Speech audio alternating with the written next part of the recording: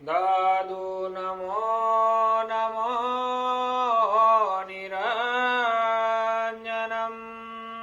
नमस्कार गुरुदेवता वन्दनां सर्वसाधवा परिणामं परङ्गत परब्रह्मा परं सोममदेव निरञ्जनं निराकार निर्बलं तस्य दादुजीवन्दनं। जय गुरुदेव भगवान की जय, निरंजन निराकार की जय, दादू राम सत्यराम। भक्तजनों, गुरुदेव दादू जी महाराज के चरणों में हम प्रणाम करते हैं। उसके बाद में कथा के अगले भाग में बढ़ते हैं। अब तक हमने सुना गुरुदेव दादू जी महाराज भुरभोरे गांव में करीब 6 मास रहे और राघवदास जी ने गुरुदेव दादू जी महाराज की और संत मंडली की अच्छी खासी सेवा की। और गुरुदेव दादू जी महाराज के शिष्य हो जाने के बाद में राघवदास जी ने गुरुदेव दादू जी महाराज की वंदना की। ये सब हमने अब तक कथा में जाना। इसके बाद में अब कथा में आगे हम और बढ़ते हैं और सुनते हैं कि अब आगे क्या होता है। इसके बाद में गुरुदेव दादू जी महाराज जब भुरभोरे गांव में रह रहे थे, वहाँ एक पिता नाम का व्यक्ति आया और उन्होंने गुरुदेव दादू जी महाराज से प्रार्थना करी कि प्रभु आप करडाला न करी और करडाला जने की मांग करी। तब गुरुदेव दादू जी महाराज ने उनसे कहा कि आप कहाँ से आए हो।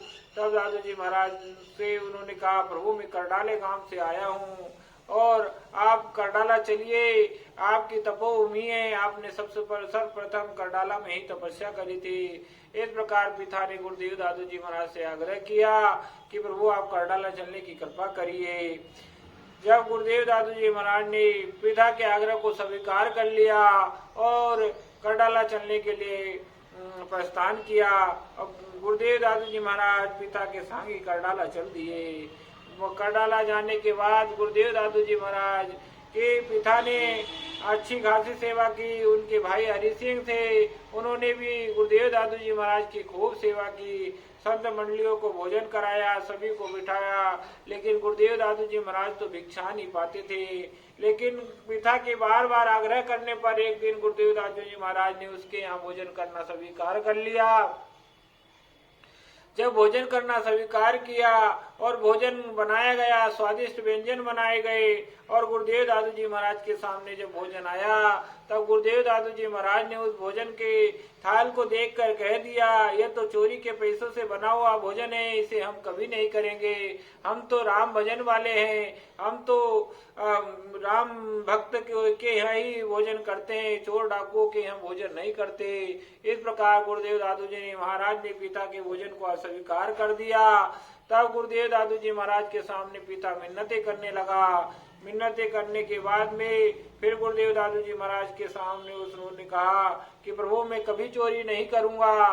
और उसके बाद में फिर उसने कुछ मेहनत करी और कुछ दिनों बाद फिर भोजन बनाया गया और उस भोजन के से गुरुदेव दादू जी महाराज को जिमाया गया और फिर गुरुदेव दादू जी महाराज ने उस भोजन को पाया। इस प्रकार पिता के को भी संतुष्ट किया।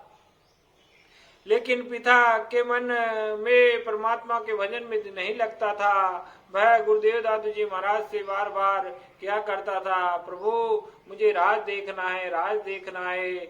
लेकिन एक दिन एक नाटक मंडली वह रास करने के लिए आ गई। उस रास मंडली को देखकर पिता बहुत उत्साहित हुआ और उत्साहित होने के बाद में वो रास मंडली देखी और देखने के बाद उन सभी रास मंडली वालों को भोजन कराना और रास मंडली कराने के अपने मन में लाया। तो उसने सोचा कि इसके लिए धन की आवश्यकता पड़ेगी, क्यों ना डाका डाल लिया जाए। तब पिता ने राज मंडली कराने के निमित्त गिगोटी की घाटी पे एक सज्जन को लूट लिया और वो सज्जन लूटने के बाद जब रो रहा पीट रहा था तब दूसरे भाई ने वहां से जो गुजर रहा था उसने कहा कि तुम चिंता ना करो, आपका धन मिल जाएगा। आप गुरुदेव दादू जी महाराज के पास जाइए। यह व्यक्ति गुरुदेव दादू जी महाराज की बात को कभी नहीं टालेगा, उनके सामने झूठ नहीं बोलेगा। आप उनकी शरण में जाइए, आपका धन गुरुदेव दादू जी महाराज वापसी कर देंगे। वो सज्जन की बात मान के दूसरे सज्जन जिसको लूटा गया था वह दादू जी महाराज के पास आया और गुरुदेव दादू जी महाराज के चरणों में बैठकर प्रणाम किया। उसके बाद में कहा, प्रभु मुझे पिता ने लूट लिया है, मेरा सारा धन लेके चला गया, अब मेरा और मेरे कुटुंब परिवार का क्या होगा? आप कृपा करके मुझे मेरा धन लौटाने की कृपा करे, उससे कह दीजिए। इस प्रकार गुरुदेव दादू जी महाराज के सामने आकर वो मिन्नती करने लगा। तब गुरुदेव दादू जी महाराज ने कहा, कोई बात नहीं, आप चिंता न करें, मैं पिता को बुलाता हूँ। तब गुरुदेव दादू जी महाराज ने पिता के पास खबर पहुंचाई। पिता आया। तब गुरुदेव दादू जी महाराज ने पिता से कहा कि तुमने तो डाका डालना छोड़ दिया, फिर डाका डाल के सज्जन को क्यों लूटा? अब इसका धन वापसी कर दो। तब पिता ने कहा, प्रभु मैंने मेरे निमित्त ये उन्हें नहीं लूटा, मुझे मन में राज कराने की इच्छा थी, मैं राज देखने की इच्छा मुझे ललायत कर रही थी और उस राज देखने के लिए ही मैंने धन को लूटा है। तब गुरुदेव दादू जी महाराज ने कहा कि तुम असली राज देखना चाहते हो कि नकली राज देखना चाहते हो? तब पिता ने कहा, प्रभु असली राज देखने का सौभाग्य कहाँ प्राप्त होता है, आज के युग में असली राज कहाँ मिलती है, मैं नकली राज देख के ही संतुष्ट हो जाऊंगा। इस प्रकार गुरुदेव दादू जी महाराज के पिता ने जब कहा, तब दादू जी महाराज ने कहा कि भाई तुम चिंता ना करो, हम तुम्हें असली राज दिखाएंगे, तुम इनका धन लौटा दो। और इसके बाद में एक पद गा के सुनाया। वो पद इस प्रकार था, बहुरी न कीजे कपट का काम, हृदय जपिए राम का नाम। गुरुदेव दादू जी महाराज कह रहे हैं कि कपट का काम अब मैं आगे से नहीं करना और राम का नाम जपते रहना, और उसके बाद में आप सायंकाल आना, मैं आपको सच्चा राज दिखाऊंगा। इस प्रकार गुरुदेव दादू जी महाराज ने शासन दिया और उस सज्जन का धन लौटा दिया। पिता बहुत खुश हो गया और गुरुदेव के बताए हुए समय पे ही पिता शाम को पहुंच गया। गुरुदेव दादू जी महाराज ने पिता को साथ लिया और करडाला के पास जो पहाड़ी थी उस पहाड़ी पर चढ़ गए। उस पहाड़ी पर चढ़ने के बाद में गुरुदेव दादू जी महाराज ने कहा कि जो पूर्ण भगवान है उनका राज तो हमारे हृदय भीतर में सदा होता ही रहता है, आप नजर भर के देखिए। जब गुरुदेव दादू जी महाराज ने इस प्रकार कहा तो वहां पे चांदनी रात हो गई, शरद पूर्णिमा जैसी होने लगी, यमुना नदी नजर आने लगी। और इसके बाद में गुरुदेव दादू जी महाराज ने एक पद गा के सुनाया, घट घट गोपी घट घट काना, घट घट राम अमर सुस्थाना, गंगा यमुना अंतर वेद, सरस्वती नीर बहे पसवे, कौन जल के लीत परम विलास, सब संगी मिले खेले रास, ताबिन बेना बाजे तू, बिज के कमल चंदय रसू, पूर्ण ब्रह्मा परम प्रकाश, नित्य देखे दादू दास, नित्य देखे दादू दास।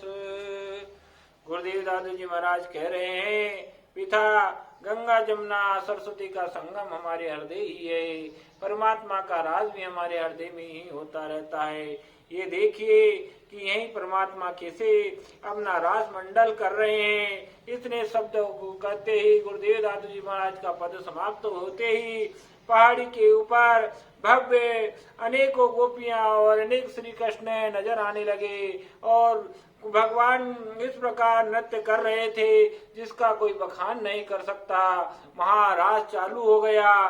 ब्रह्मा और अन्य देवता भी उस रास को देखने के लिए धरती पर आ गए। गुरुदेव दादू जी महाराज की ये लीला देखकर पिता हस्तचकित रह गया। उस रास के समुद्र में ऐसा डूब गया कि वह कुछ कह न सका और प्रेम व्यवहार होकर गुरुदेव दादू जी महाराज के और रासलीला की ओर निहारता रहा। सभी जगह परमात्मा एक ही परमात्मा नजर आने लगे, गोपियां ही गोपियां नजर आने लगी। महाराज चालू हो गया। इस प्रकार गुरुदेव दादू जी महाराज ने पिता को पूर्ण राज दिखाया, सच्चा राज दिखाया और राज के देखने का दिखाया। जब पूर्णतः संतुष्ट हो गया तो वहां से सारे रास के समय उसी समय भगवान कृष्ण और गोपियां लुप्त हो गए। जो जमुना दिखाई दे रही थी वह भी लुप्त हो गई। शरद पूर्णिमा भी जाती रही और वो मौसम भी जाता रहा। इस प्रकार मौसम परिवर्तन हो गया। वहां करडाला की पहाड़ी नजर आने लगी। जब पिता ने आंखें खोली तो देखता है कि वहाँ कुछ नहीं, सिर्फ करडाला की पहाड़ी है। इस प्रकार गुरुदेव दादू जी महाराज ने पिता को भगवान श्री कृष्ण और सभी देवताओं के दर्शन कराए और महाराज दिखाया। इसके बाद वह संतुष्ट हुआ। संतुष्ट होने के बाद गुरुदेव दादू जी महाराज के चरणों में आकर बैठ गया और कहा, प्रभु मुझे अपना शिष्य बना लीजिए। तब गुरुदेव दादू जी महाराज ने कहा कि आप चोरी डाका का काम करते हो, चोर को शिष्य बनाने से क्या फायदा, गुरु की बदनामी होती है, हमारे बनाए हुए रास्ते पे तो चल नहीं सकोगे और आप भजन कर नहीं सकोगे। इस प्रकार गुरुदेव दादू जी महाराज ने जब कहा तब पिता ने कहा, प्रभु मैं आज के संकल्प लेता हूँ कभी चोरी डाका नहीं डालूंगा, गलत काम कभी नहीं करूंगा। और ये पद गा के पिता ने कहा, गंगा यमुना उल्टी बहे पश्चिम हुगे भान, पिता चोरी ना करे गुरु दादू की आन। इस प्रकार गुरुदेव दादू जी महाराज के सामने पिता ने कहा कि गंगा जमुना समुद्र की बजाय हिमालय को चली जाएगी और सूरज पूरब की बजाय पश्चिम को उग आएगा। ऐसा होना असंभव है, लेकिन अगर ऐसा हो भी जाए, लेकिन पिता आपकी शपथ लेकर कहता है कि कभी चोरी नहीं करेगा। इस प्रकार संकल्प लेकर पिता ने गुरुदेव दादू जी महाराज की शरणागति ली और गुरुदेव दादू जी महाराज ने उन्हें अपना शिष्य स्वीकार कर लिया। उसके बाद तो पिता बहुत मग्न हुआ और सभी से वे गुरुदेव दादू जी महाराज के बारे में कहने लगा, मैं दादू जी का शिष्य हूँ, दादू जी का शिष्य हूँ, राम भजन करने लगा। और तब गुरुदेव दादू जी महाराज ने एक दिन उसे बिठाया और कहा, इस पद के माध्यम से पद सुनाया, जियरा राम भजन कर लीजिए, साहिब लेखा मांगेगा उत्तर कैसे दीजिए, आगे जाए पछावन लागो, पल पल यो तन छीजे, ताते जिए समझाऊ काहू रे, सगुते करबते कीजे, राम जपन हो राम जपत जम काल न लागे, संग रहे जन दीजे, दादू दास भजन कर लीजे, हरि जी राम रमीजे।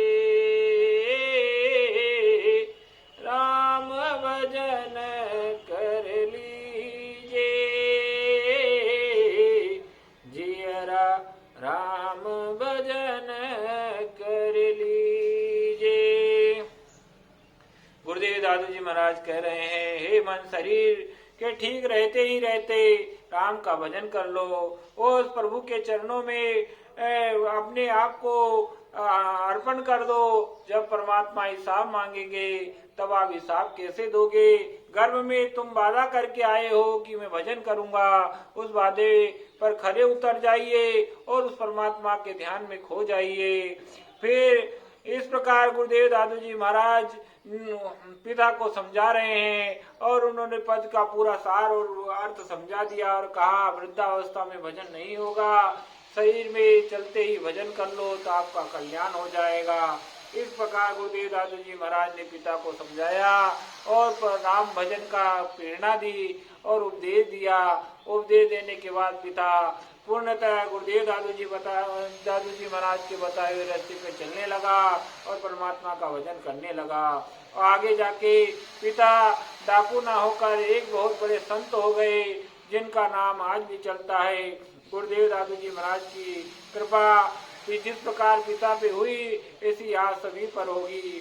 बस प्रभु पर भरोसा रखे और दादू जी महाराज को याद करते रहे। दादू जी महाराज के बारे में तो कहते हैं कि गुरुदेव दादू जी महाराज को अगर एक बार झूठा ही याद किया जाए तो गुरुदेव साक्षात ही प्रकट हो जाते हैं। इसलिए तो उनके बारे में कहा जाता है, दा कहता दारिद्र मिटे, दुखता दुख जाए, दादू दादू जो रटे, आवागमन मिट जाए। गुरुदेव दादू जी महाराज आवागमन के चक्कर से छुड़ाने वाले हैं, उनकी कृपा बनी रहे। इसी के साथ आज के लिए बस इतना ही। मैं आप अपनी वाणी को विराम देता हूँ। लाइक सब्सक्राइब कमेंट करके मेरे इस गुरुदेव दादू जी महाराज की कथा को ज़्यादा से ज़्यादा शेयर करना और मेरे हौसले को बढ़ाते रहना। दादू राम सत्यराम कमेंट में लिखना। बस आज के लिए बस इतना ही। दादू राम सत्यराम।